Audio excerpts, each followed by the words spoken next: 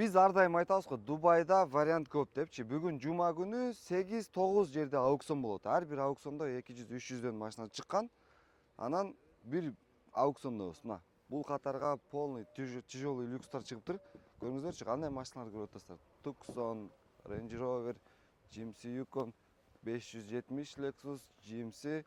Бул дагы Yukon 2019, 6.2 менен Range Rover Supercharge 2016 экен. Cadillac Escalade E6.2 менен 2019, GMC Sierra Pickup 2019, Nissan Titan Pickup 2019, Platinum комплектация, Ford F150 2024 Pickup бул дагы, GMC Yukon Denali комплектация 2020.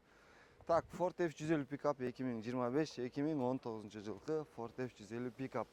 Мына бул достор бир гана аукциондогу варианттар. Мындан башка азыр 8-9 жерде аукцион бар.